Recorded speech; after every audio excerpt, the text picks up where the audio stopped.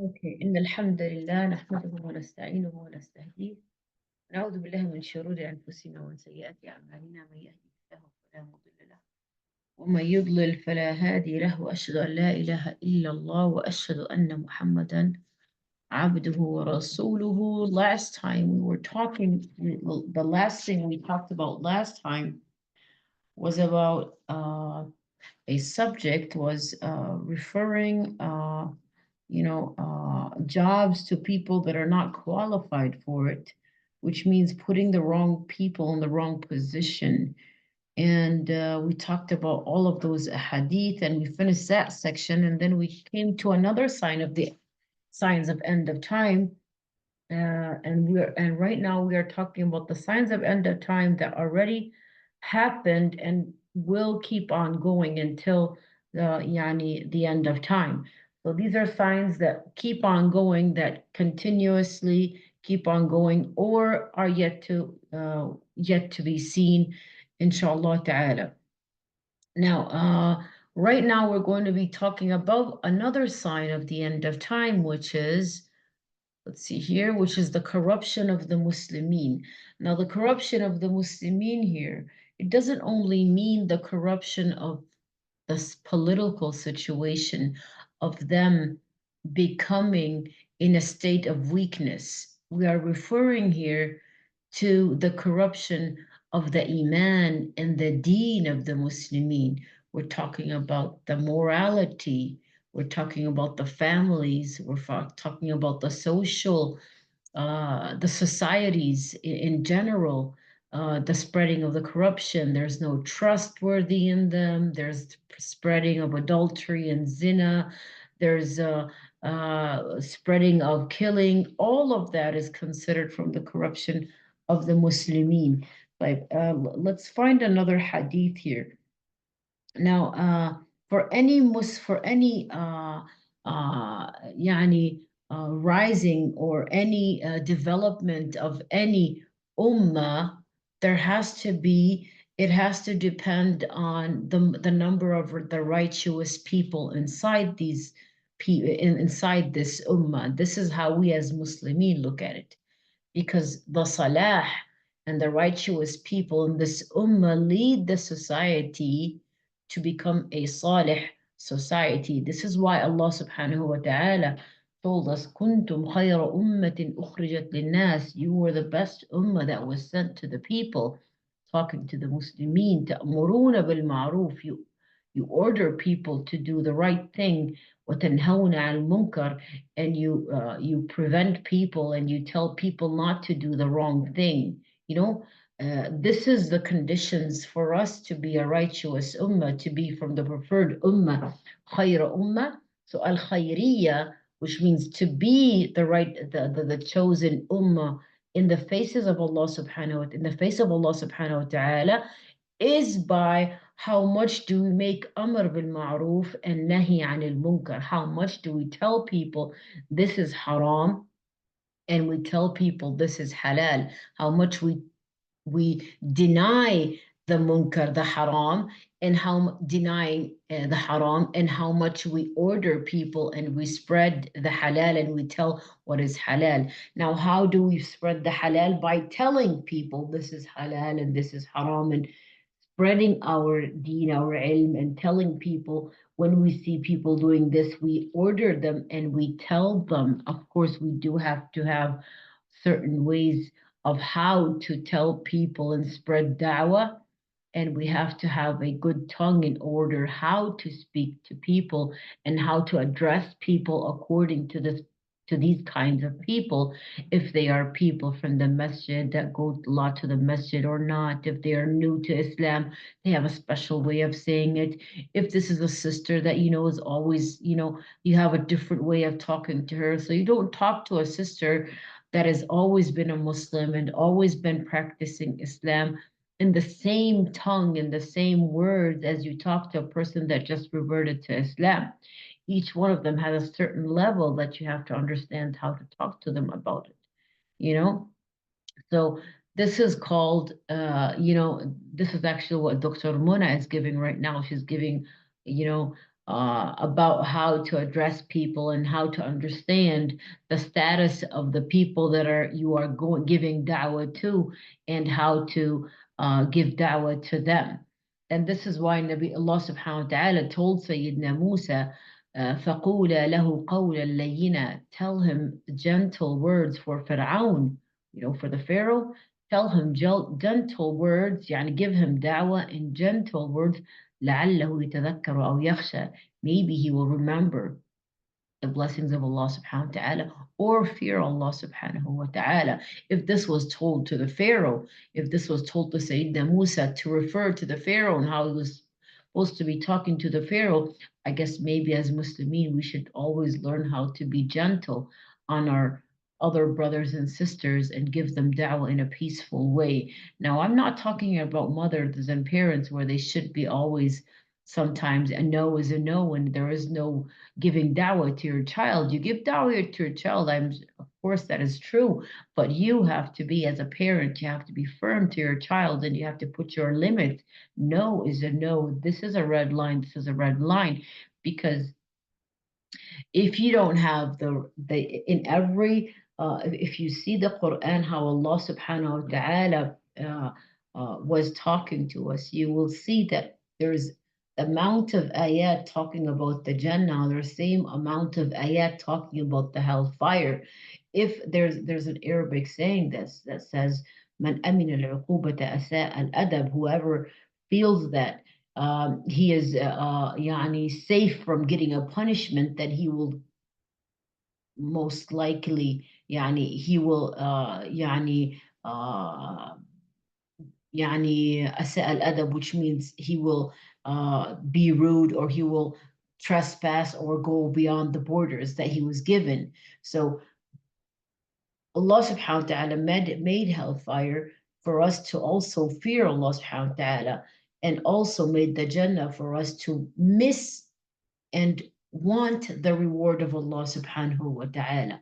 There is desires and there is lusts in the human being, that only the fear of the hellfire that we do not. Only, of course, there are other reasons, which is love of Allah subhanahu wa ta'ala, the asala, the loving of Allah subhanahu wa ta'ala, the gratitude to Allah subhanahu wa ta'ala, what He has given us and everything. But for some people, if they don't know that there's something called hellfire, there's limit in a human being, if they are not given a warn, that there is a hellfire if you go and trespass, and if you do all these haram stuff, there is a fire. These people, Allah subhanahu wa ta'ala knows what He created. People might go and do the haram if they do not fear Allah subhanahu wa ta'ala. It is not enough just to have the Jannah and promising people a reward if they do something good, but it's also, it's a balancing for the psychological, the psychology of the human being is to, you do wrong, you go to hellfire. You do the right thing, you choose to go to the Jannah. So this keeps the human being in balance. So whenever they feel weak and they might be doing something wrong, they know that there's something wrong waiting over here. And that is exactly what is happening on in this world. You see that even in all the governments in the world, there's something called a punishment. Because if there is no punishment, the whole society will go corrupt. Now, the corruption of the Muslimin, as I said before, I was talking about that when we have the salihin people in the mujtama, in the society, these people will lead the society to become a righteous society, and will make it into more how do I say it, developed and achieve development in this society. Now, whenever corruption comes, and if we've seen that in so many nations, we've seen that in so many empires before, is when the empire goes into the level of immorality, when there's the morality goes down too much, it is the elements of the falling of this nation, as I've said before in different classes. But Allah subhanahu wa ta'ala has given a trust to the human beings. Allah subhanahu wa ta'ala told us in an ayah that there's something called an amana. Allah has given us an amana. إِنَّا عَرَضْنَا الْأَمَانَةَ عَلَى السَّمَاوَاتِ والأرض والجبال فأبين أن يحملنها وأشفقن منها وحملها الإنسان إنه كان ظلوما جهولا. Truly we did offer the amana. Okay, the amana, Allah subhanahu wa ta'ala called upon the heavens. That was before the creation of the human beings, before the creation of everything. Allah subhanahu wa ta'ala, yani after He created all these, the skies, the land, the earth, and the mountains, before the creation of us human beings, Allah subhanahu wa ta'ala put in front of the skies, the land, and the mountains. He told them He will give them the trust. He told them, Allah had offered this trust, the trust of, and what is this trust? Is, will you take the trust of believing in Allah subhanahu wa ta'ala, and Allah subhanahu wa ta'ala told them, I will give you free will to do what you want, and you will fulfill the Sharia on the land. So the mountains, the skies, and everything, and it's not only referring just to the skies and the heavens and the land and the jibal. It's also referring to the creations in those heavens, referring to the birds and all kinds of birds and the angels. Land, referring all the creations of lands. And also the land is also not referring just to the land, also the seas and the oceans. Allah asked all the creations if they will accept to be given the free will, and in return to do the Sharia of Allah subhanahu wa ta'ala, and apply the Sharia of Allah subhanahu wa ta'ala in the land, and they refused. And the only one that accepted to take this amana is the human being. Let's see what the ayah means here. Truly, we did offer the amana, which is Allah asked every creation, do you want to take the amana of applying the Sharia and getting free will instead? And then you will be held accountable for your actions. They all refused except the human being. Truly, we did offer al-amana, the trust or moral responsibility or honesty, and all duties which Allah has ordained. Okay, and I just said what I explained, what in between brackets, what that means. It's free will, applying Sharia on land, and you will be held accountable Yawm al-Qiyamah for what you have done. Everyone refused this offer except al-insan, the human being, to the heavens and the earth and the mountains, but they declined to bear it and were afraid of it, afraid of Allah subhanahu wa ta'ala's torment and punishment and responsibility to take action in this. But man bore it and took this responsibility. Barely he was unjust. He was unjust to accept it and ignorant for its results. Okay, so this is what the amana is. All right, now what does that have to do with that? Okay, what that has to do is, you want to read this paragraph, شو اسمك يا رحاب? This amana is the faith of duties of Allah, which requires of His slaves. Want to read this?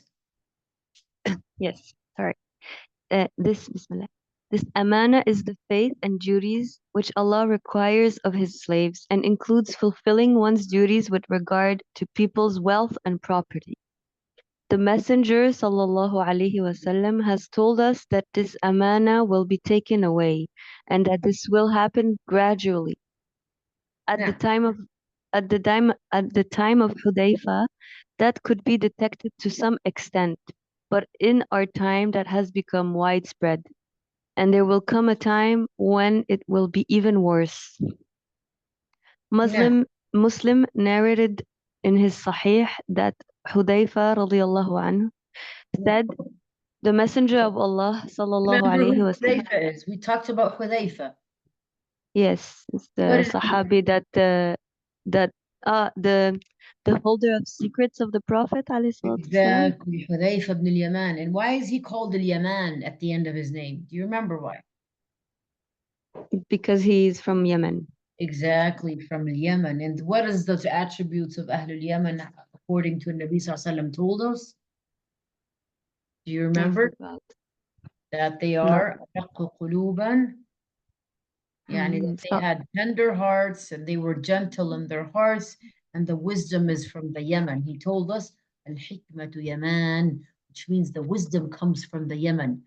And when he says wisdom comes from the Yemen, does not mean he is refusing that there is any wisdom other than that, but he is referring to, when he is referring the wisdom to the Yemen, he is telling us that the wisdom is so much into the Yemen that he even gave them the wisdom, he even gave them that the wisdom came from them.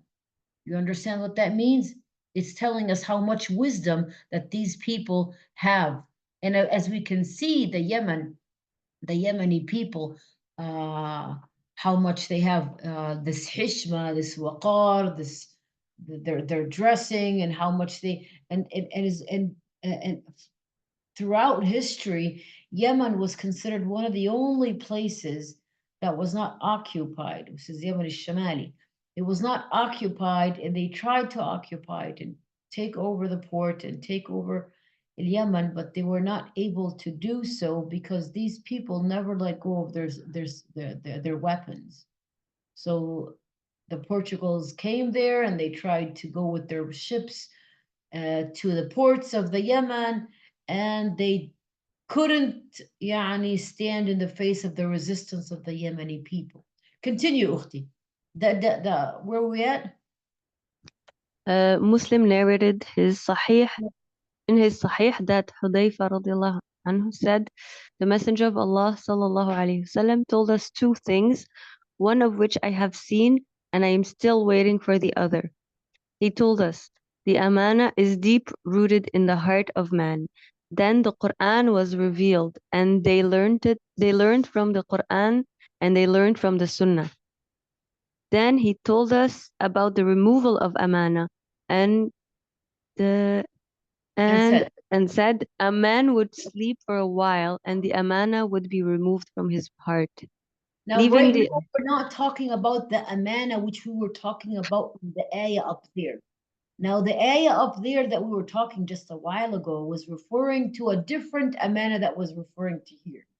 Over here, we're talking about a different amana. We're talking about a trust, which is the trust that somebody would put in another person's house, or the attitude or the behavior of having trust inside this person. Okay, this is the trust that is referring to the hadith. Okay, not the trust of iman that was referred to the ayah. Okay, but the behavior of being trustworthy when somebody puts a trust in your house or trusts you with something, or you being trustworthy on somebody's secrets or something like that. This is what it's referring here to, not the amana that was referring to the hadith. Continue, Ukhti. Oh, just to make sure I understood. So the amana here in this hadith is the characteristic of being trustworthy? Yes, characteristic of being trustworthy and being honest, the honesty, the trustworthy, to being a safe person, the honest person, when you trust someone on something and then they don't hit you back in your back, is they don't stab you back in your back, so and this is what the amana is referring here. Go ahead, Ukhti. Barakallahu feek. Then he would sleep again and the amana would be removed from his heart, leaving the impression of a blister, as if you had rolled an ember on your foot and it had made a mark, leaving a swelling with nothing in it. So over here, it's all referring to the amana would be going little and little and little. Why is that happening? Is because the Muslimin, okay, as we said before, remember when you read the hadith about that تكون فتن كقطع الليل المظلم, there will be fitan, what's fitan again in English? Tribulation. Tribulations. There will be tribulations like flocks of or big clots of darkness, or clouds of dark clouds. And then the Sahaba were like, Ya Rasulullah, how do we save ourselves from it? He says, "Man istashrabaha istashrabat, wa man i'tazalaha i'tazalat." And he also said that, before he said that, he said that a mu'min would wake up a mu'min, and he would sleep as a mu'min, wake up as a kafir, sleep as a kafir, wake up as a mu'min. Okay? Why is that all happening? Is people are presenting themselves and exposing themselves to fitan. They're accepting these fitan to be themselves to be exposed to. This is why. So the Prophet said, whoever is exposed to them, the fitan will expose itself to you, and meaning to the heart. And whatever fitan you isolate yourself, it will isolate it from your heart. Right now, for example, in the Middle East, if it were not for, or even for like Pakistan or any place in India or anything, if it was not for the media and the televisions and everything like that, do you think all of this corruption in the akhlaq, the LGBT, and all those akhlaq, bad morals, would have came to us from the West if it was not from us being exposed to the West by the media and the telephones, iPhones, and all those means of disinformation or these fitan tribulations coming to our society? It would have been something else. We would have been still living like we were in the 1930s. Our mothers would be still wearing the same clothing as the 1930s and 20s and everything like that.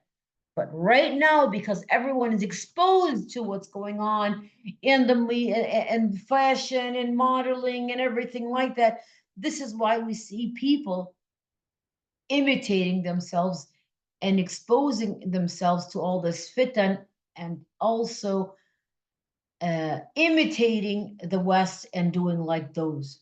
So how do we save ourselves from all of this? Is by isolating ourselves into our own way of life that gets us away from all this fitan. And every person knows what window that is coming from. Uh, any window that brings you wind, like they say, just close it if it brings you wind. That window, everyone knows which window and which door brings you fitan, so close that door. Continue, Ukhti. Blisters, as if. Go ahead. Then And he the took a man would pebble. Oh no.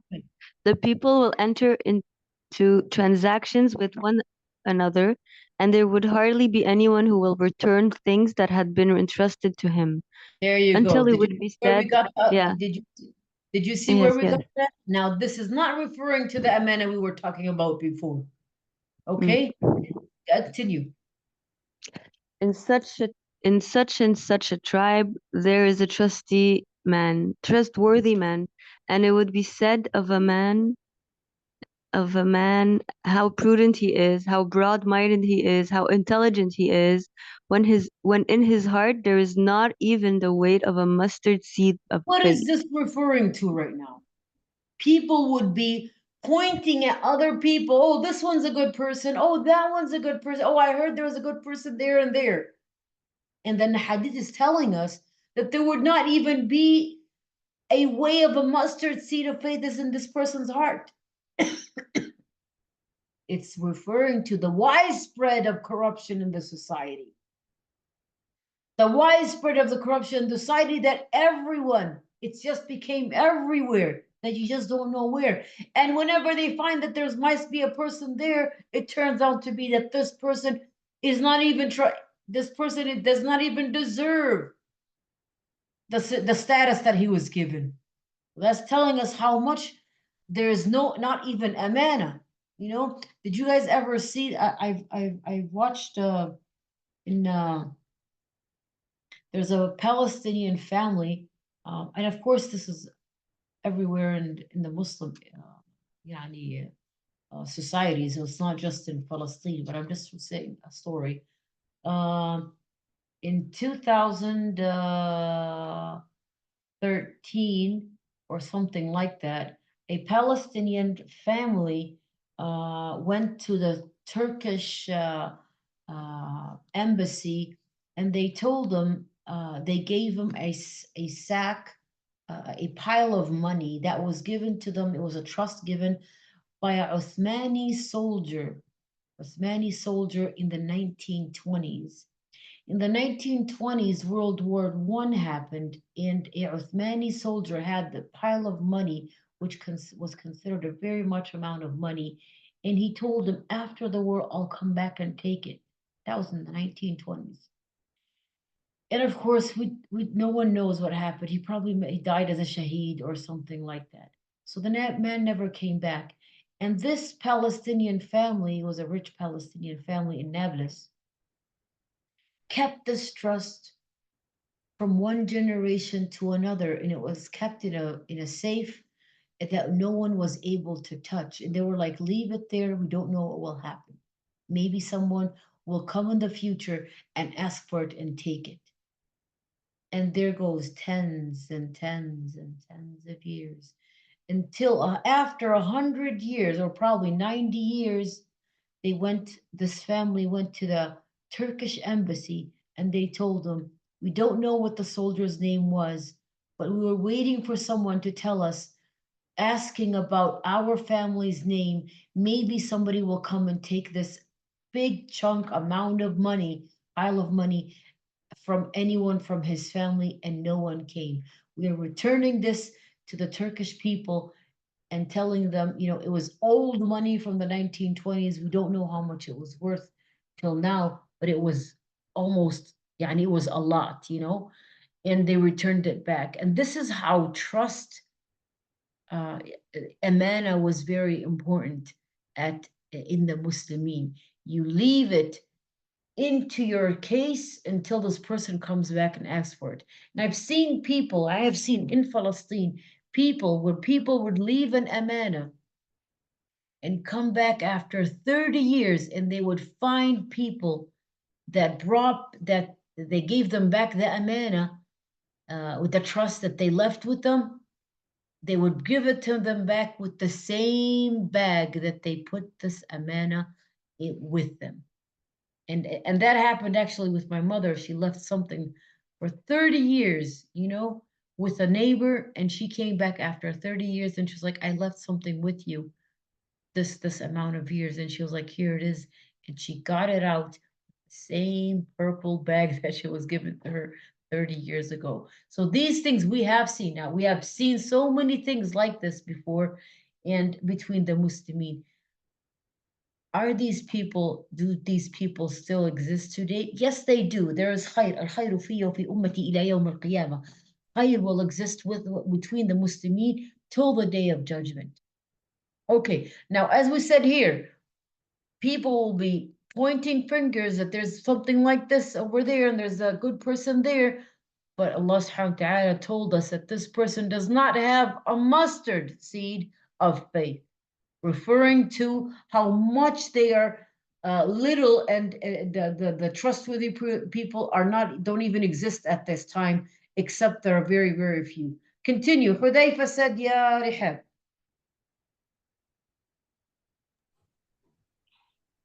Stella, I think she sent a message in chat box. She needs to put her kids to bed. Okay.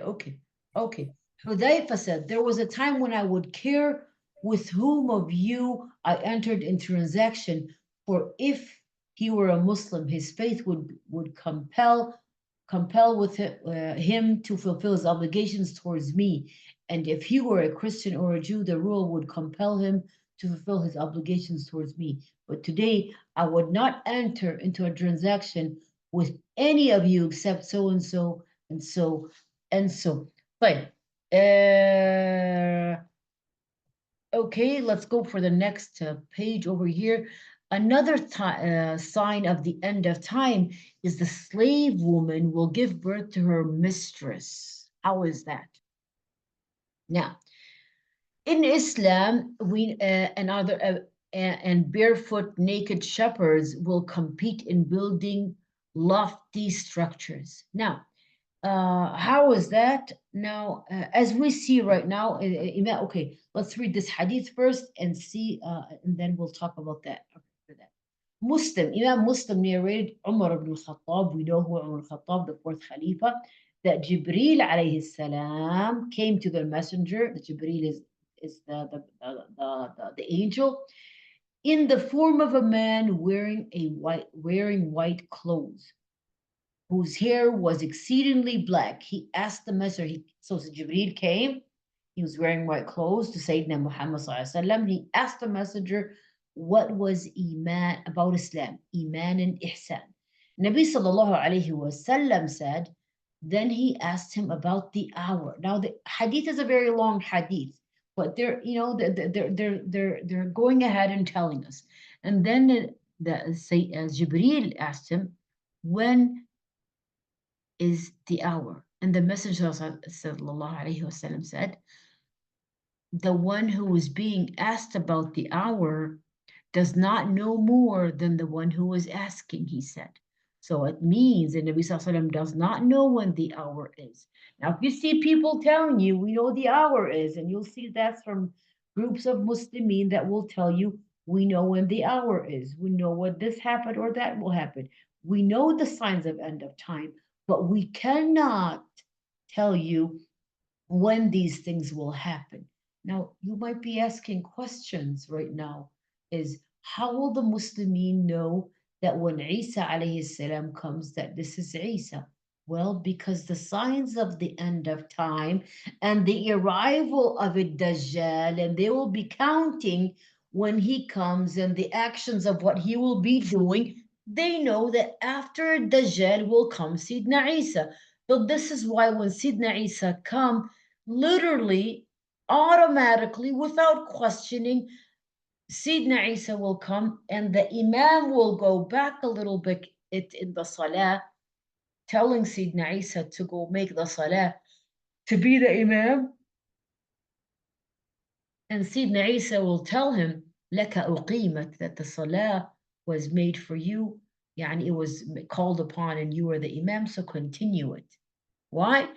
Does that mean that they know the ghaib? They know the unseen? No, because we know after Dajjal, at the end of the timing of the Dajjal, Sidna Isa will come and it's his duty to kill the Dajjal. You know? So we're expecting Sidna Isa to come anyhow. All right? So, okay. Then he asked him, Nabi Sallallahu over here is also assuring that he does not know the ghaib. He does not know the unseen. But he said, tell me about its signs, he said. Okay, what are the signs at the end of it? He said, when the slave woman gives birth to her mistress, and you see the barefoot naked shepherd sheep competing in building lofty structures. Now, when the slave woman gives birth to her mistress, that happened before. How is that? Is in Islam. And before Islam, there was something called the slaves. Now, when slaves come, okay, we have sisters here. When slaves come, okay, when slaves come, when there are slaves for wars and everything like that, for example, a slave was bought by somebody and she was, and this is her master, okay? And then she became, she finished her iddah when she was with a different person, or she was married to someone else or whatever, and then her husband died or whatever happened, okay? And then that was when there was slaves at that time. And then now she has a new master. She finished her iddah. She was given a iddah and she finished it. And then she became pregnant by her, who was her master, okay? If she becomes pregnant, she is not allowed to be sold. She is called Walad, a mother of a son, okay? She is not allowed to be sold. She has the rights of a wife to be fed, taken care of, and she raises her child and takes care of her child. خلاص, she leaves the form and the status of being a slave. She is called walad, the mother of a son, and she is no longer allowed to be sold at all when she is pregnant with a person's child, and that's it. خلاص. So when kings and queens, when a king has a slave woman, and she brings children, as we've seen that before, so many, this happened in the Mamalik, the Mamalik Khilafah. Those women that bear children that are pregnant with the children of the kings, their children will eventually become the kings and the rulers. So this is when the slave woman brings okay, let's see what it says here. This is when the slave woman gives birth to her mistress, okay? Which means that she is the slave woman and that her child will become the queen or the amira or the princess or whatever. So this is how it happens. And we've seen that also in the, now so many people referred to that hadith as what's happening, that so many people in the Gulf areas marrying or marrying the slaves, and then those slaves, they would end up being kings and being in charge, and they're actually becoming, they would bring children, and those children will be wealthy people and in charge of everything and stuff like that, and they will have higher position than their own mothers were and stuff like that. But we were referring here that this happened in the Mamalik, this happened in so many times of the Alam Islami, where this is why were the Mamalik called the Mamalik? Because they are actually the sons of, they were actually slaves that came to power, and they started ruling. And so many of the Mamalik were blue eyes and blonde and blue eyes and different colors that were not really actually related or from the same land that of the Muslimin. So they were not actually Arab. They will find them, they were from a Turkish origin or a Roman origin, like European origin or whatever, but they were Muslimin, but they were enslaved, and then they became in charge, and it became an authority, and they become rulers of the Alam al-Islami at that period of time. So that sign we have seen before. Okay, when the slave, okay, and naked shepherds competing in building lofty structures. We've seen that also as well, and we will find in another hadith after that, Nabi Sallallahu Alaihi Wasallam explaining that. Now we might say that maybe it's referring to someone else. No, we can't say it's referring not to the Khalij. It's referring to the Gulf countries over here. How do we know that? Let's go to another hadith over here, and let's read what it says here. Okay, is it this one or the one after it? Okay, let's see. Okay, this one, Ibn Abbas. Who wants to read this one? Rihab, are you there? Yes, I'm back. Yalla, Rihab. Okay, we were saying that Nabi Sallallahu was referring to those shepherdsmen that were building lofty structures. And then we said, can we say it's somebody else, not the Arabs? No, we can't say. He was referring to the Arabs because he literally said the Arabs. Let's see what the hadith says. Go ahead, Ibn Abbas narrated. Ibn Abbas narrated the response of the Messenger sallallahu alaihi wasallam to the question as follows: when you see the slave woman giving birth to her mistress or her master, and you see the keepers of sheep competing in building lofty structures, and you see the barefoot, hungry, and dependent becoming the leaders of people, these are among the signs and portents of the hour. No. He said, O Messenger of Allah, who are the keepers of sheep and the barefoot, hungry and dependent? He said, the Arabs. He literally said it. Thank you for the Sahabi that asked us the question and got us all of this, without even looking. He gave it to us straight out. Nabi Sallallahu Alaihi Wasallam, he said the Arabs. So right now, in 1950s, let's see how the Imarat looked like in the 1950s here and to see. Okay, Al-Imarat. Okay, let's see. Let's take a look. Okay, I'm trying to flip this into Arabic and it's just like, no. Okay, let's see how the Imarat looks like in the 1920s. Okay, or 1930s. 1950s, yeah. Okay, this is a 1950s Imarat. Let's take images here. Okay, can you see that? This is the Imarat in the 1950s. You can see like tents here made of wood over here.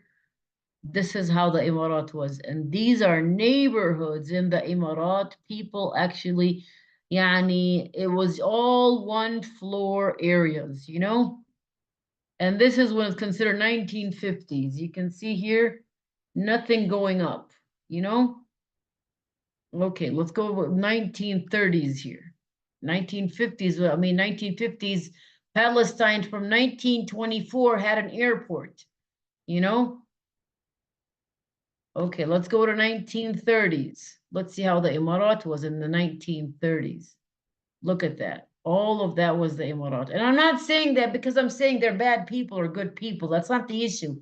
The issue, these people were considered, Nabi Sallallahu Alaihi Wasallam was telling us, when you see these Arabs, those that were taking care of sheep and camels and everything, that they go high in the buildings and then they built the highest tower in Dubai, Burj Khalifa and everything like that. When you see them competing in buildings, know that you are in the signs of end of time. Know you're in the signs of end of time. Okay, look at these. This is how houses of straw and all one building houses over here as well. Over here, the same thing here. Had nothing to do with down there. So we can see over here how the houses were in the 1950s. Okay, that also refers to also Saudi Arabia at that time. Let's see Saudi Arabia, how it was. Now, we're not talking about Yemen here because Yemen were not considered to be taking care of, they were not taking care of camels. Yemen was a civilization, and we know the civilizations that were held in Yemen. Forget that Yemen is living a very, very bad starvation and they're having wars and after wars and everything. Yemen is Mahdul Hadarat. It is the land of the civilizations. We're talking about so many civilizations in the Quran that were doomed. Were actually from stories in Ad, Thamud, and all of those were in Yemen. Well, let's look at Saudi, Saudi Arabia at that time. Look at over here, this picture, okay? Also in Saudi Arabia at that time, 1920s. Look at these. Also in the 1930s, Saudi Arabia. Now forget the pictures down there. I'm just looking for old pictures of Saudi Arabia in the 1920s. You can see that there was no high buildings in Saudi Arabia in all of the 1920s or the 1930s. So Nabi Sallallahu Alaihi Wasallam told us what that meant. Let's go back to the minor resurrection place over here. Continue, Ya Rihab. Rihab, continue. Did your kids sleep? Should I read instead? Yes, yes, they're in bed. If they're Yalla. sleeping, it's another thing. Oh, okay. They're looking Okay.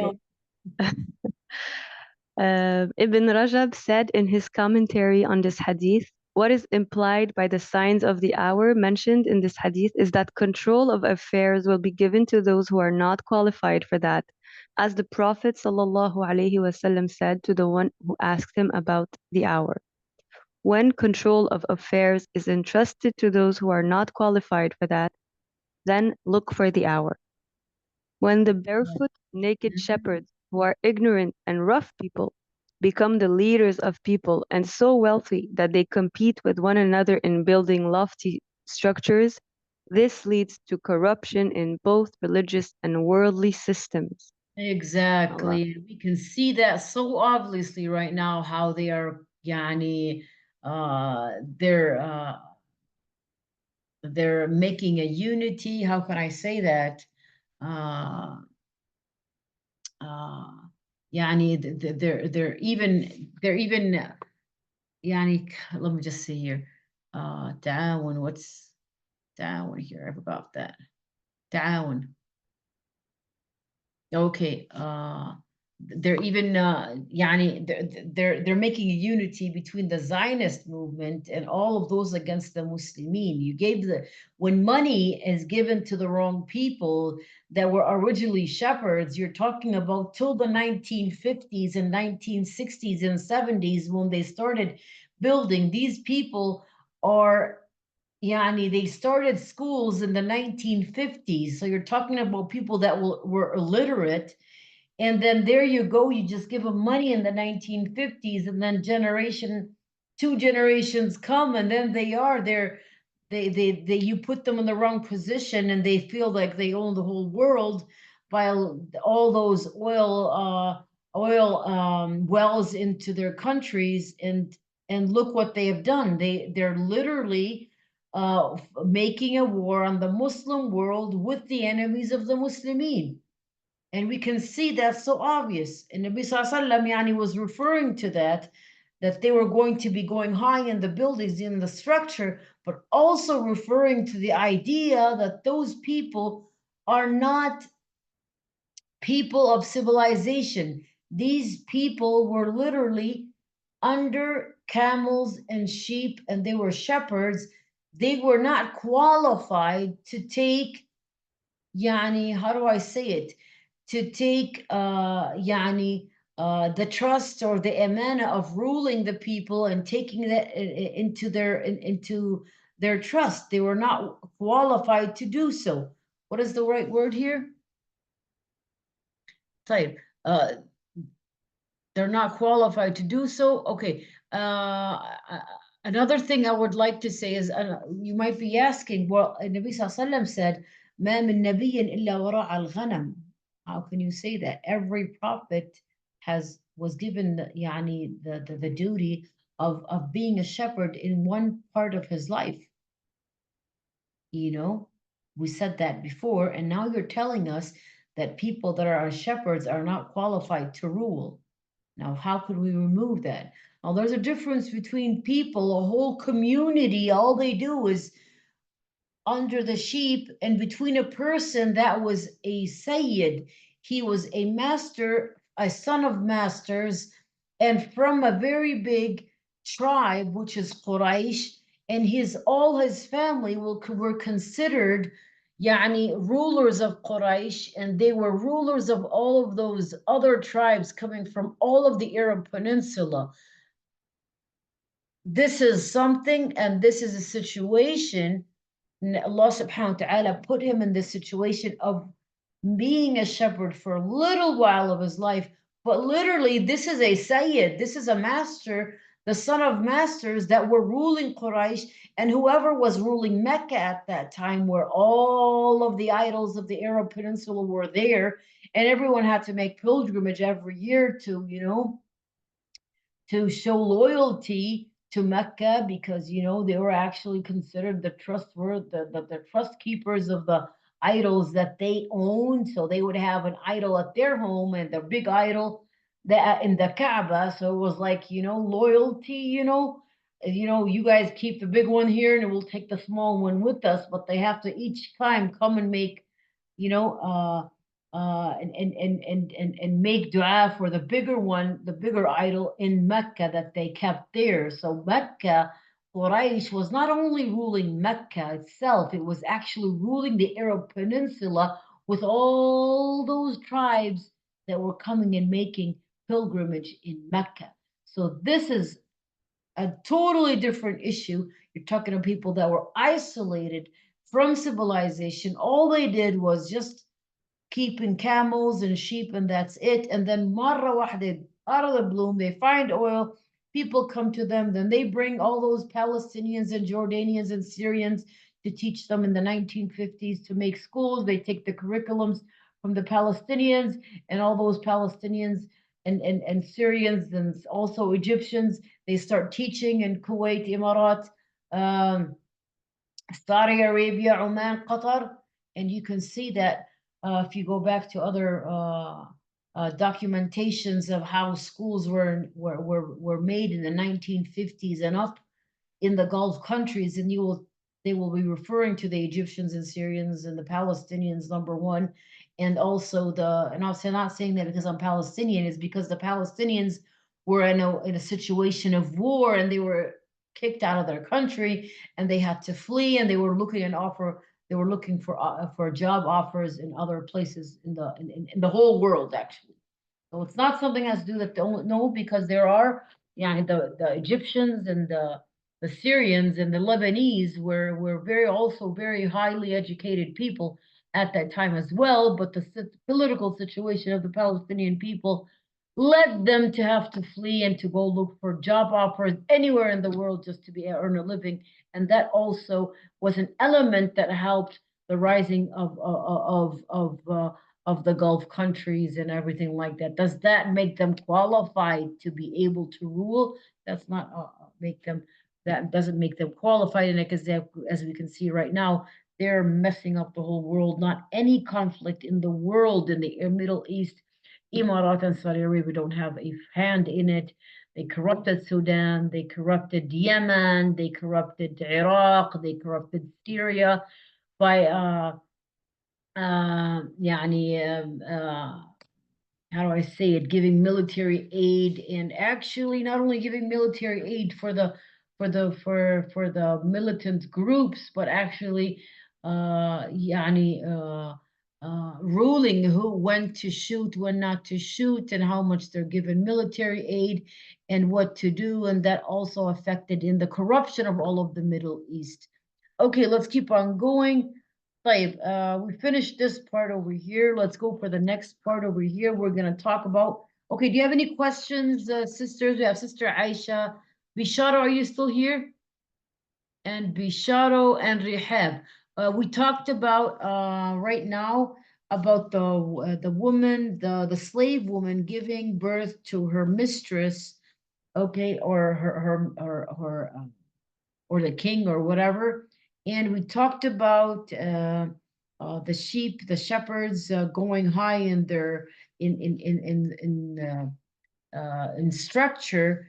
And we said about that. That is also referring to that putting the wrong people in authority that are not qualified to be in that position. Another sign of the end of time. Another sign of the end of time here is the nations will call one another to attack the Muslim ummah. تداعى الأمم على الأمة الإسلامية. We see that in India. We see that in Kashmir. Now I'm going with the map. We see that in India and Kashmir. Before India and Kashmir, we see that in Arakan, which is Rohingya. We see that in the Rohingyas in Rohingyas. We saw that in the Philippines as well. You know, the Philippines was also a Muslim ummah and then the missionaries went there and they flipped it into a Christian country. But still, in the southern part of Philippines, there's Milao, which is still considered with lots of population of Muslimin there. We've seen that in India. We've seen that in Kashmir. Afghanistan, how they attacked it. They attacked Pakistan. They attacked so many places, all the Muslim places, Palestine, Iraq, Syria, Yemen, and we've seen that also in the 19th century, in 1995 till 1998, how they killed, they massacred the Muslimin in Kosovo, in Bosnia and Herzegovina. And we've seen that in so many places in the world, how all the nations gathered. And we've seen in Bosnia and Herzegovina and Kosovo how even the United Nations or the UN, when the people fled from their villages to the UN, it was a place for the UN. The UN was actually, after investigations, they were the ones that allowed the Serbians to come and to kill the Muslimin that were seeking refuge from slaughter and killing. So it's all of them against the Muslimin. Let's read the hadith, Nabi Sallallahu Alaihi Wasallam an Thawban. Who wants to read the hadith of Thawban? Soon the nations will come one another to attack you, as diners call on one another to the platter. Okay, so تداعى عليكم. So كما تداعى الأكل على قصعتها. It's like, you know, it's like it was given us an example while we're learning that. It's like you know, when you see like a prey that has been caught, like a zebra or whatever, and then all of the herd comes and all of the other animals come and eat from it. Khalas, when it falls down, all of them attack and start want to eat their share from that. And that was actually what happened also in World War II when the Uthmani Empire, Khilafah, fell. How all of the sorry about that. All of the kuffar started taking cuts from the Muslimin. France took Lebanon, Syria, Jordan, and Palestine for Britain, and then France took the Maghreb al-Arabi, Algeria, Morocco, and Tunisia, and Mauritania, and then, you know, and everything was taken. Italy took Libya, you know, so yes, we've seen that happen before, and Pakistan also was taken by Britain. Also, India was taken by Britain. So we've seen that before. Until now, they are still munching on the Muslim Ummah and trying to take what is left. And right now, they're trying to, with the collaboration of the Gulf countries, trying to make the great Israeli country, which is Palestine, Jordan, parts of Misr, Egypt, parts of all of Syria, parts of Turkey, parts of Iraq, all of, well, parts of Iraq, Kuwait, and parts of Saudi Arabia with Mecca and Medina. That's what you're trying to do. Right. Let's ask, we've seen that before. Okay. Now, you might be saying, well, we've seen that before. The Tartars came, the Mongols came, the Crusaders came and they invaded. That was from the 18th century as well. And even before that, we've seen a few Crusader attacks coming to the Middle East. And Palestine was also occupied by the Crusaders. And also Syria and Lebanon were also attacked. We're talking about Maghreb al-Arabi was occupied for 150 years by France and everything like that. What makes it right now even more, what we're saying right now is even the resistance, we see that the resistance in the northern part of Africa, that's Egypt, Libya, Tunisia, and everything like that. Tunisia, Maghreb, and then Morocco and Algeria. We see that the nations have become weaker because of the Ghazw al-Fikri, because of the occupation of the minds, because they are trying to occupy the minds and control the minds by spreading the corruption of the akhlaq and trying to spread the Western way of life to make them become like the Westerners. And this is the most dangerous thing, is when a nation loses its identity, is when they really lose their life. They lose. It's losing your identity. So the real war, the wars between battles and between swords and between rifles and between whatever kinds of guns, as long as you have your own identity and personality, it can go from generation to another. But if they succeed to hit a person in his identity and to change the society, what are they? They're not going to find anything to fight. They're just going to go inside the society and do as they please. What do they want other than to have the whole world become like slaves for them and a market for their evilness and their satanic clothing and their satanic everything they want, and people just to be behind their lusts and to be just like the Western societies? This is the biggest gain for them, you know, and spreading all of their immorality to the rest of the world. As long as they have, you you know, the entertainment business and all of that, the clothing, the fashion and everything like that. They're taking millions and billions and billions of dollars each year just by spreading all money that you cannot count, just by spreading all of this into the societies. Imagine cutting all of that from them. I mean, when Turkey, when Ismail Haniya, he was assassinated in Iran. Turkey, the Turkish yani ministers wrote condolences for Ismail Haniya, and Instagram deleted their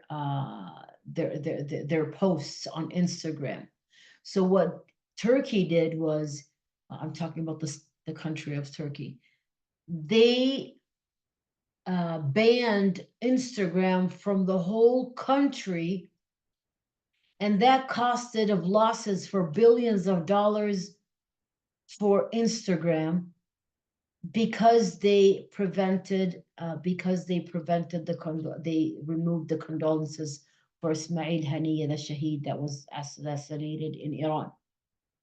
And what did that do? That made a pressure on Instagram for them to bring back, to make an apology for the Turkish government and for the Turkish people. And they said, okay, we will bring back those posts again. And they made a deal not to bring down those posts again and anything like that. And this is how it became. So these people are talking about money. So all of that, what they're saying is they're saying money, and you're talking about satanism, the satanic church and satanic, they're actually, they're all working for the Dajjal to be coming, and for the arrival of the Dajjal, and making, paving the way for his arrival. So, and of course, money for those people that worship the dunya, money is very important for them. Money is very important for them, and they don't have principles or anything like that for them to stick up for. They stick up for the dunya that they have. They stick up for the money that they gain. Okay, so let's see here. We've talked about that one before. We said the moles came, we said the crusaders came and all that. السر في هذا التداعي. طيب, okay. Let's read this one. Okay, can you read this part for us? The reason for the corruption, cooperation among the kuffar. Read this one, ya Rihab. The adherence of this ummah to its religion and unity is a barrier which prevents its enemies from achieving their aims. Which is the unity. No matter what the plot and strength of the enemy, they can never prevail over this ummah if it's united. Mhm. According to the hadith narrated by Thawban, the Messenger ﷺ said, I asked my Lord not to let overwhelming famine destroy the entire ummah, and not to allow any enemy from outside to wipe it out. My Lord said, O Muhammad, if I have decreed something, it can never be changed. But I have granted you that overwhelming famine should never destroy your entire ummah, and that they should never be wiped out by an enemy from outside. Even if all the surrounding nations were to come together to destroy them, they will not be able to do so. But some of this ummah will destroy one another and take one another prisoner. Yeah. SubhanAllah. So according to this hadith over here, we can see here that the reason of the unit, the reason of the strongness of this ummah is the unity of this ummah. Is the unity of this ummah, which causes, and the unity on the haqq, which causes the protection of this ummah against its enemies. Okay, let's go over the next sign of the signs of the end of time, which is al-khasf wal-qadf wal-masq. الذي يعاقب الله بأقوام بعد هذه الأمة, landslides, stones from heaven, from the skies, transformation into animals, by means of which Allah punished some people among this ummah. Now, we might be asking, transformation, okay, landslides, we've seen that. We've seen earthquakes and stuff like that and everything. Stones from the heaven, we haven't seen that before. Have we seen anything like coming from the skies and hitting people? Well, maybe we can refer that to the big what do they call it? Have you seen those ice? What do they call it?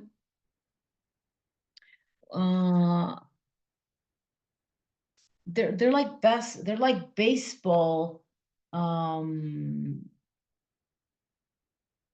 They're like baseball. The sizes of baseball, frozen. Uh, how do I call it? What do you I'm call it, not Rihan, when it rains? like grail, but I know the word in French, but I don't know in English. Grêle. So maybe it's grail. Is it? I don't Does it know. make I don't sense? know.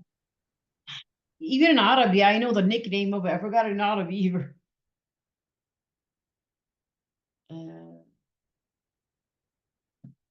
It's when it rains and the rain becomes it comes to into ice, and it falls on us as small ice circles. And I've seen them as big as baseballs, as small balls like tennis balls falling on uh, uh, uh, yeah, on cars and on houses, that even they shake the house, as how much they're so big. They're I don't know what they're called. Let's see here. Is that hail? No, that's not the right word. Issue small. I even forgot in Arabic. I forgot in Arabic. It's when it rains, the temperature is so low, it's below zero, and the drops of rain become small ice, and then they fall. Okay? But sometimes they become so big. Let me see if I can find it here. Barad. Found it. Okay, let me just write it here. I think the sister was right. It says hail, small balls of ice falling from the clouds. Yeah. But I've seen them to the point of big stones like this. Let's see if we can find it on YouTube here. Okay. برد بحجم الكرات يضرب. Okay, let's see it here. Okay, let's see if we can find on YouTube. يلا يا YouTube, وينك؟ YouTube.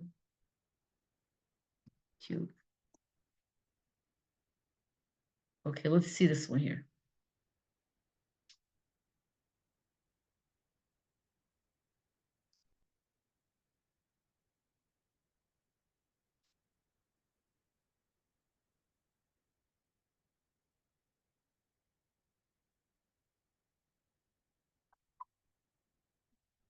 You see this one here? Can you see how big the hail is? Yeah, it's hail. I remember. And can you see how big the hail is? It's falling over people, and it breaks, crashes the windows, breaks the ceilings. See that? Can you guys see it? Subhanallah. Yes. Okay, let me see if I can find other places where it has the same thing. Okay. So this is one of the things, but it says this is part of what's happening. And حرر حجم هذا. Okay, let's see this one.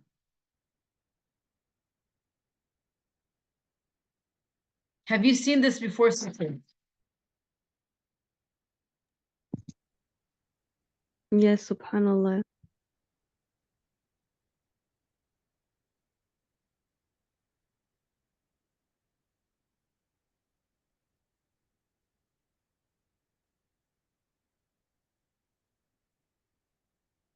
Considered small to what I've seen before. I've seen, look how big the rocks are. The hail is. I've seen people's windows crashed and people's is roofs crashed because of how big those big hails are.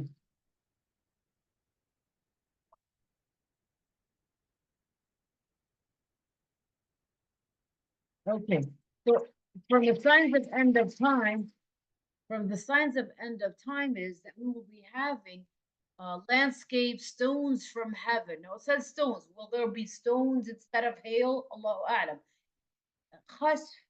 Khasf does not only refer to stones. Over here it said stones from heaven, but the word khasf is anything that happens. Qadh means anything that is thrown is called qadh.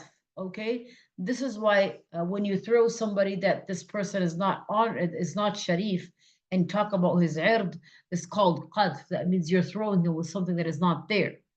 Okay, so this is called qadh, which means something thrown at. So it doesn't have to be rocks, stones from the heaven. Does it have to be stones? It can be anything that comes from the sky that is powerful and that is hard, and that might hurt people and makes life to be hard and difficult. Okay, transformation into animals. We've seen people doing surgeries that they turn themselves into animals. Did you see that before, sister? No, I didn't.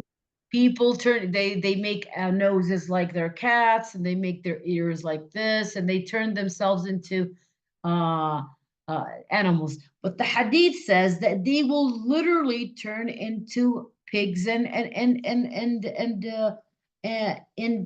monkeys. So let's see here. Can we start reading? If you can you start reading from here? Various kinds of calamities, landscape stones from heaven, and transformations to animals happen to this ummah because they commit sins. And now, when it says to this ummah, does not mean the ummah al-muslimin. It happens, it's referring to from the revelation of Sayyidina Muhammad to being the prophet to the end of time. All of those are considered judgmentally from the ummah of Sayyidina Muhammad of Sayyidina Muhammad sallallahu alayhi wasallam, that it is wajib, fard, for them to follow Nabi sallallahu alayhi wasallam. But Yawm al-Qiyamah, will they be considered from the Ummah of Sayyidina Muhammad sallallahu alayhi wasallam? They didn't follow Sayyidina Muhammad sallallahu alayhi wasallam, so they will not be from the Ummah. You understand what I'm trying to say? So they are judgmentally, they are considered from those that the risala, the message of the Nabi sallallahu alaihi wasallam, was sent to them as well. So they are from the ummah. You know, when they say that Sayyidina Musa's message was sent to Bani Israel, right? So the message of Sayyidina Musa was sent to Bani Israel at that time. It was a message for a period of time for a certain kind of people at that time. It was for Bani Israel, okay? But the message of Sayyidina Muhammad is for all of humanity from the time of Nabi Sallallahu Alaihi Wasallam till Yawm al-Qiyamah. So all of those, the message was meant for them. So we will see these happen into the ummah, which means into the ummah of the message of the Nabi Sallallahu Alaihi Wasallam, for the people that the message was sent to. They are called Ummah Sayyidina Muhammad Sallallahu Alaihi Wasallam. But if we want to specify about referring to the Ummah, in other sects of life, when we're talking Ummah Muhammad Sallallahu Alaihi Wasallam, make dua, then we're talking about the Muslimin. But Ummah Sayyidina Muhammad Sallallahu Alaihi Wasallam, that the risala, the message was sent to them, was all the Muslimin and the Kafirin after Nabi Sallallahu Alaihi Wasallam revelation. Continue, Ya Ada. Because they commit sins and do openly, such as drinking wine, men wearing silk, committing zina, consuming riba, and other kinds of corruption, which reach the degree of permitting that which is forbidden. أيوة, استحلال الحرام, which is considering the haram to be halal. And that itself is even more haram than committing the haram itself. So committing the haram is haram. But making it halal and considering it halal, you are putting yourself into kufr. Because istihlal al-haram is kufr itself.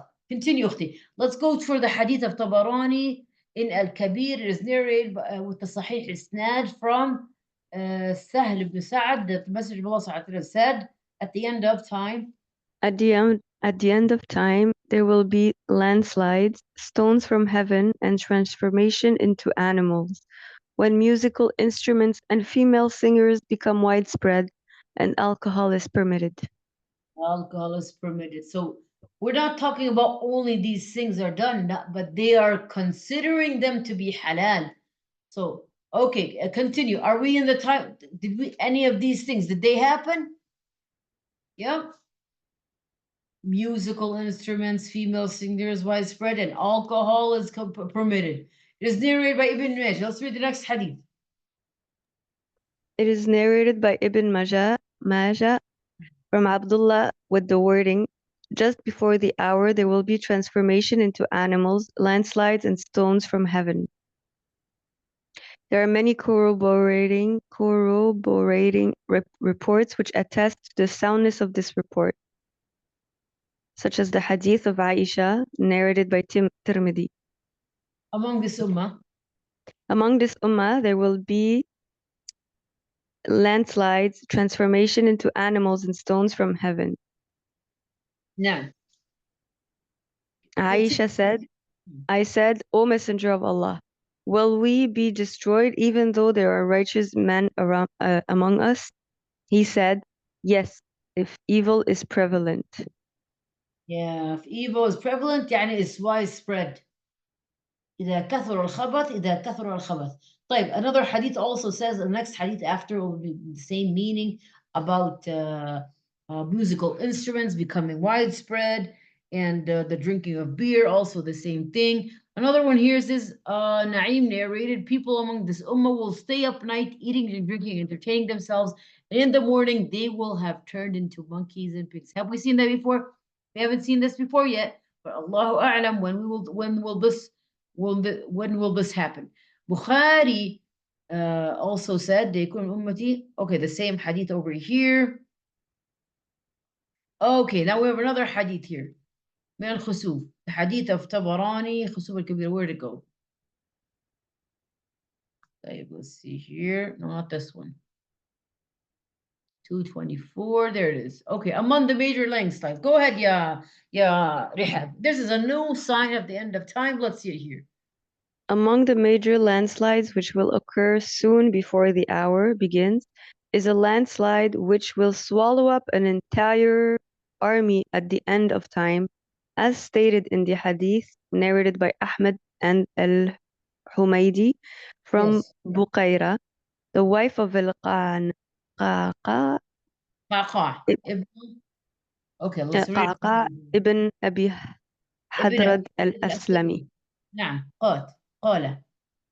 I heard the Messenger of Allah sallallahu alayhi wasallam on the minbar saying, O people, if you hear of an army being swallowed up by the earth nearby, then the hour is at hand. Perhaps this army will be swallowed up near Medina, because he said, indicated to the word nearby. He said قريبا. He said the word يا هؤلاء إذا سمعتم بجيش قد خسف به قريبا. If you see the army being swallowed nearby, and he was in Medina at that time. So there will be a jaysh, an army that will be swallowed near al-Medina, and this jaysh is the jaysh that will be following al-Mahdi, because Mahdi will be given the pledge allegiance. He will giving the bay'ah in Mecca, and he will run away from the army that will try to kill him, and the Saudi Arabian government will send an army to kill him, al-Mahdi, with all of 300 something people, Allahu Alam how many they are, and they will try to kill him, but he will run away from them, and the army that is following him will be swallowed into that desert.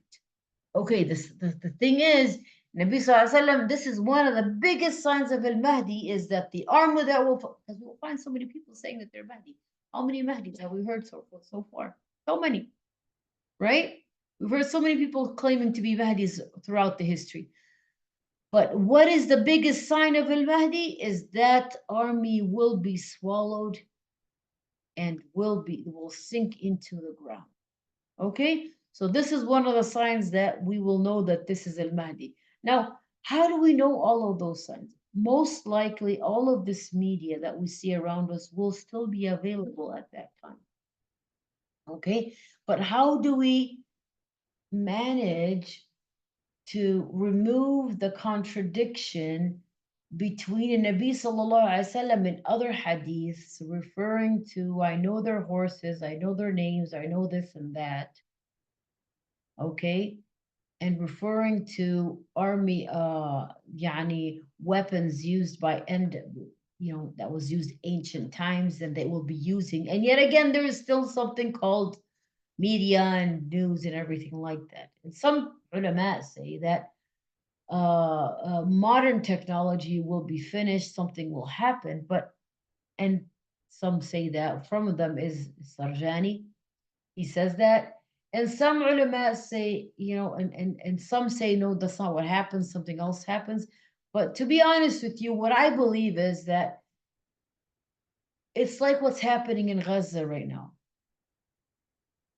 The West manages to destroy all the land around that. Right now, people don't use cars and stuff like that, whether they use donkeys and horses and whatever that is available, and probably only a little bit of few ambulances that are working there. Yet again, they get bumped as well. So this is what happens. They destroy the land, they turn it into corruption, and this is why we remove the contradiction between hadith saying that using horses and stuff like that and something like that, and yet again also yani like a Dajjal will be running away with his mule somewhere in Lud, which is also in Palestine. So what flies other than airplanes, and the ulama says al-Dajjal is أحقر بأن يجرى عليه المعجزات. He is less in the eyes of Allah subhanahu wa ta'ala that he will make him have miracles.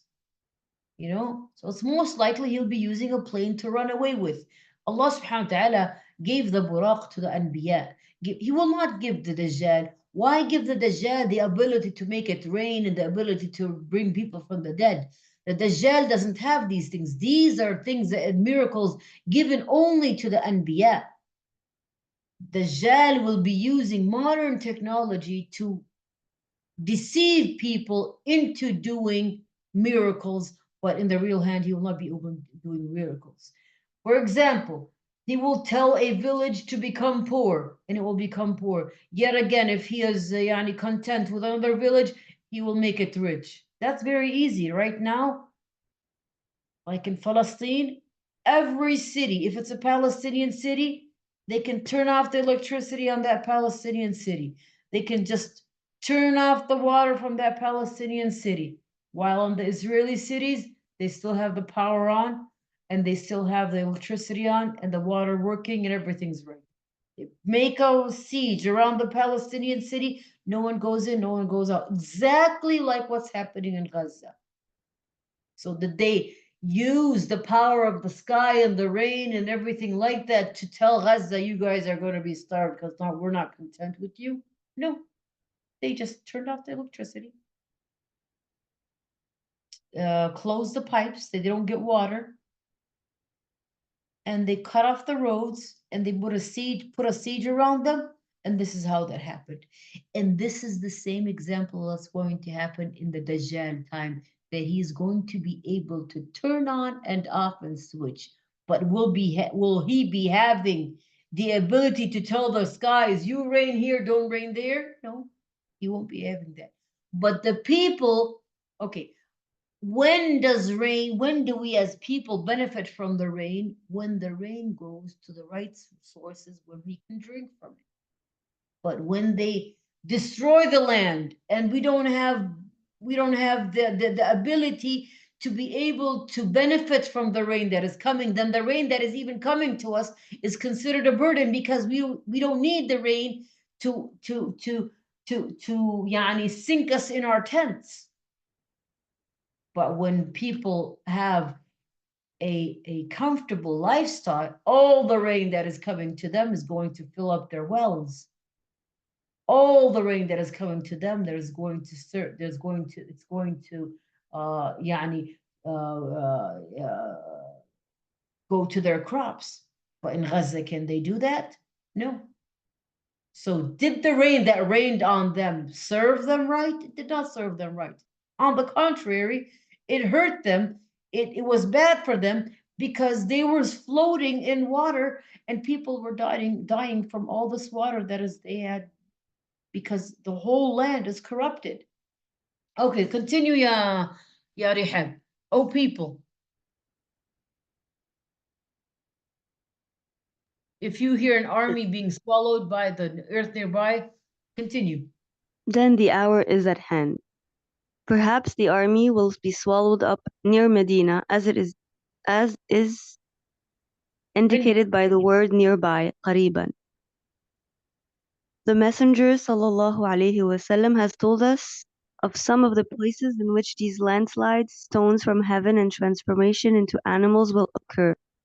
In Sunan Abi Dawud, it is narrated with a Sahih isnad from Anas that the Messenger of Allah ﷺ said, "O Anas, the people will build cities, and one of them will be called al-Basra. Yeah.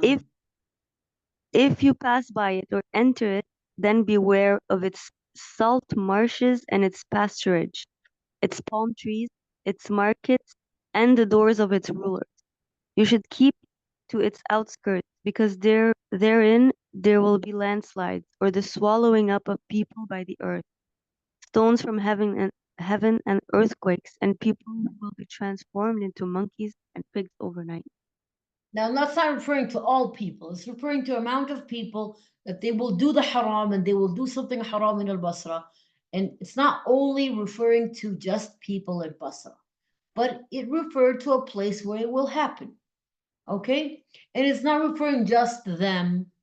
Okay, now people might think that al-Basra that's where that's going to happen. No, it's referring, this is the hadith that referring that this will happen in a place called al-Basra, and it will happen other places in the world. Now, it's also referring to going away from the houses of the rulers, which means not to follow the sultans, the leaders, because at the end of time, all the leaders right now, they're actually calling upon haram and following the wrong things, and du'atun ala abwab jahannam. They're actually yani calling people and ruling people on the haram, and also bringing the bad ulama to them to make people go astray from the Kitab and Sunnah and from the righteous. And we see that so obvious in the Saudi Arabian government and the Emirati government, how they locked up all the ulama. Yet again, they have all those bad people, and they just tell them to grow up their beards. And there we got a sheikh over there, got a long beard, and he's wearing this white thawb, and everything's good. And then you tell this, and you read this, and they give him this khutbah. Yeah, read this khutbah, and this is what we want you to say for today. So Allah al-Musta'an, as I said, this is not only in al-Basra, but this is telling us about some things that we will be witnessing if we stay alive, Allahu A'lam, but yani, not us, maybe our next generation or other people. اللهم انفعنا بما علمتنا وزدنا علما يا رب العالمين. اللهم اهدنا فيمن هديت، وعافنا فيمن عافيت، وتولنا فيمن توليت، وبارك لنا فيما أعطيت، وقنا واصرف عنا شر ما قدرت به وقضيت، إنك تقضي بالحق ولا يقضى عليك. اللهم أعنا على ذكرك وشكرك وحسن عبادتك، ولا تجعلنا من الغافلين. اللهم اللهم إنا نستودعك قلوبنا، نستودعك أبناءنا، نستودعك إيماننا، نستودعك عقولنا، احفظها يا رب العالمين بحفظك وعنايتك ولطفك ورحمتك يا رب العالمين. اللهم إنا ضعاف فقونا، اللهم إنا ضعاف فقونا يا رب العالمين. اللهم ردنا إليك ردا جميلا، اللهم ردنا إليك ردا جميلا. اللهم ارزقنا توبة قبل الممات، اللهم ارزقنا توبة قبل الممات. اللهم ارزقنا حسن الخواتيم، ارزقنا حسن الخواتيم يا رب يا رب يا رب العالمين. سبحان ربك رب العزة عما يصفون وسلام على المرسلين والحمد لله رب العالمين. Okay, I finished the class for today. Do you have any questions or comments would you like to say? And so that way I can let you leave your class. I don't know if you have another class yet to come or not. جزاك الله خير أستاذة. Thank you. We have pearls of the Prophet right after. Inshallah. Inshallah. Allah yahfadkum ya Rabbi. Inshallah, we'll talk about abundance of wealth for next time, inshallah ta'ala. And then we'll keep on going until we finish the book, inshallah. Do you have the book, Rihab and Aisha? Yes, we have. I Yes. have the link. Yes. Okay. You can read the book for next time, inshallah ta'ala. And do you guys, should we make a homework for next time? For today? Yes. Okay, let's put a homework over here. Let's put the homework. Let me write you a homework right now for next time. Okay.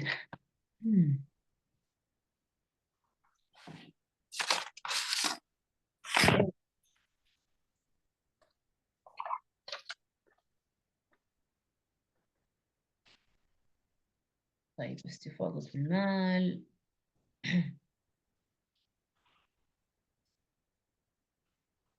Okay. For next time, inshallah, write that for next to you guys. For next time, inshallah,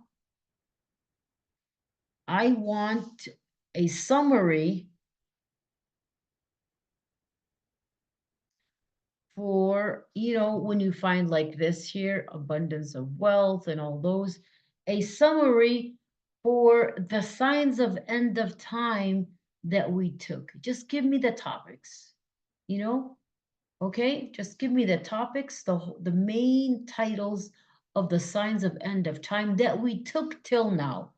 From the beginning, because we're almost done with this topic and we've got a few probably next time, and then we'll start talking about other things about Mahdi and other things. So we're almost finished with the small signs or the other signs. So we just need a little bit of a summary from page. Let me see what page here. Okay. Okay, let me see here what page we took. We started the book from page. Oh, we took a lot. Okay, we started the book from page 190. Okay. Okay. So just give me titles of all of the things we took, just the titles of the signs of end of time we took. Like the splitting of the moon, like, all of those, until even the word abundance of wealth, put it there. Okay? Inshallah ta'ala. We'll see you next time, inshallah ta'ala. And assalamu alaikum wa rahmatullahi wa barakatuh. Sister Aisha, you have any questions, sister? No. الله يحفظك وإياكم يا رب، ربي يحفظكم. السلام عليكم ورحمة الله وبركاته. في أمان الله. وعليكم السلام ورحمة الله وبركاته. في أمان الله، ربي يحفظك.